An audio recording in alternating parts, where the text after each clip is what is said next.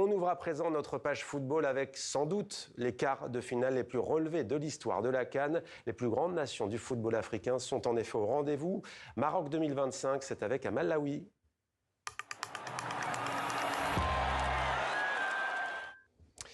Bonsoir Amal, c'est relâche aujourd'hui. Repos pour les joueurs de la CAN. Le coup d'envoi de ces quarts de finale, c'est demain vendredi ? Oui, premier gros choc, Mali-Sénégal à 16h temps universel. Ce sera à Tanger, suivi du Cameroun qui affronte le Maroc.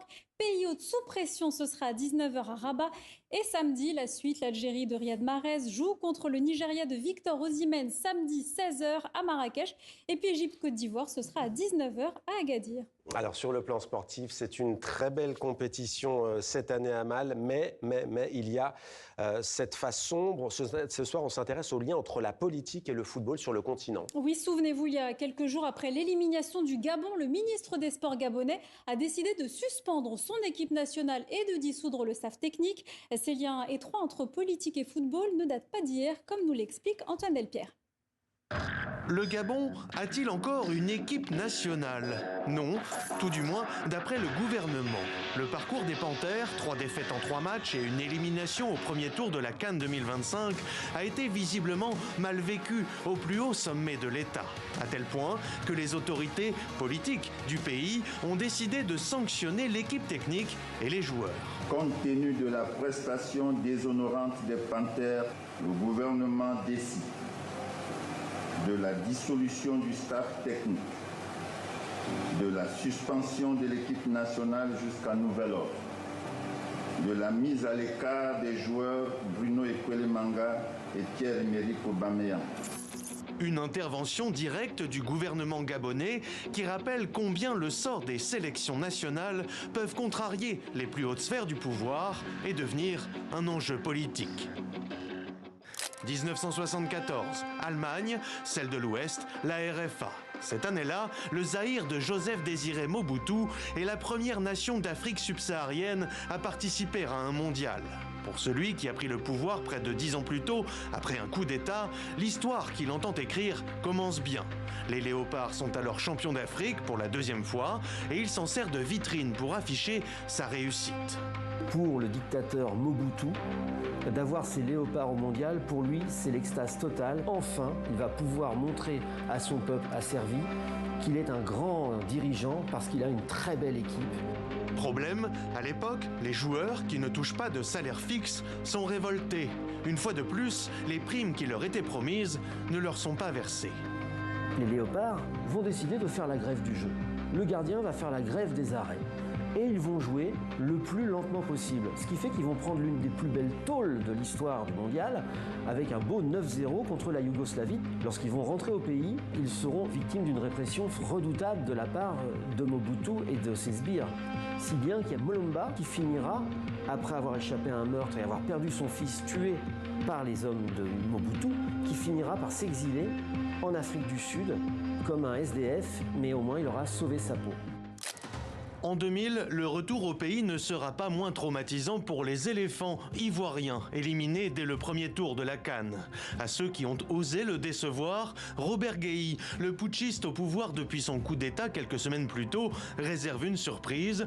Il fait envoyer les joueurs dans un camp militaire pour leur inculquer la discipline et l'honneur de défendre les couleurs. Une séquence que Ghislain Akassou analyse à l'aune de l'actualité gabonaise.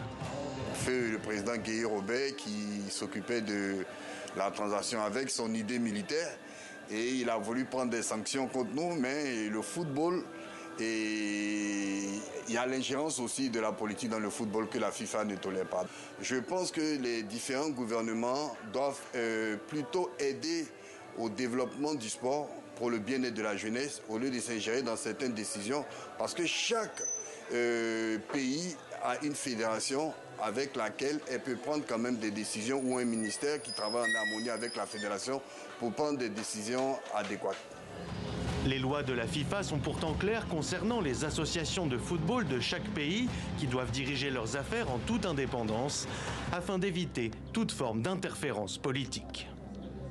Voilà, et pour être précis, l'Égypte a participé à une Coupe du Monde en 1934, puis le Maroc en 1970 et donc le Zaïre en 1974. Voilà ce que nous signale l'incollable Eddie Hamel, qui est notre invité. Bonsoir. Bonsoir. Soyez le bienvenu sur TV5 Monde, journaliste spécialiste du football, ancien conseiller FIFA et CAF, la Fédération africaine de football. Et vous publiez ce livre, Il était une fois la CAN, 70 ans d'histoire. C'est aux éditions Solar. Eddie Hamel, le football, on le sait, a souvent été politique. On se souvient de l'Argentine en 1970 notamment. Il l'est en particulier aussi sur le continent africain. Oui, il est partout. Il est partout. La politique s'immisce dans le sport le plus populaire du monde. Vous savez, il y a 35 millions de matchs chaque année. Il est impossible de ne pas faire avec les politiques. Il est impossible de ne pas impliquer les politiques. Pas que quand ça ne va pas d'ailleurs, y compris quand ça va bien. Non, mais même quand ça va bien. Ouais.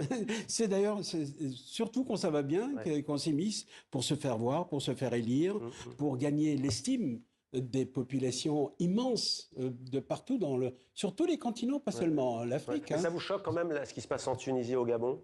Non, du tout, parce que c'est récurrent. C'est du tout. En revanche, ce n'est pas l'affaire de la FIFA, comme je l'ai entendu ici ou là. La FIFA n'intervient que si la fédération est dissoute. Là, en revanche, c'est arrivé en 2004 en Tunisie. Là, c'est pas possible. La FIFA était là. Le gouvernement a dissous la fédération. Donc ça marche pas, ça. Parce qu'il y a les statuts de la FIFA, les statuts qui régissent le football. Règles, ce n'est pas possible. Eddie Hamel, votre bilan de cette CAN jusqu'ici, est-ce que vous avez des favoris? Qui va la gagner?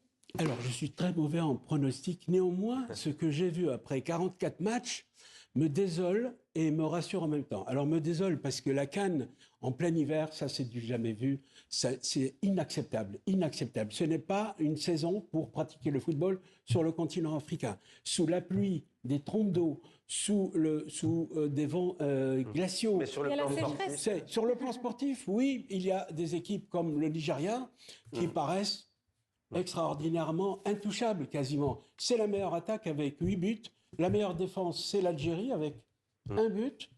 Avec un Zidane, gardien de but, qui a encaissé 0. Et ces deux équipes Donc pour moi, c'est le Nigeria. Mais vous savez, quand on arrive au dernier tronçon, avec les 8 meilleures équipes qui vont jouer les quarts, ce sont les meilleurs joueurs. Et le football n'est pas pronosticable, malheureusement. Merci beaucoup, Eddie Hamel. On a cité votre livre, on est vraiment pris par le temps. On aurait aimé vous entendre plus. On vous a déjà entendu et vous reviendrez bien évidemment. Merci, Hamel, pour ces précisions.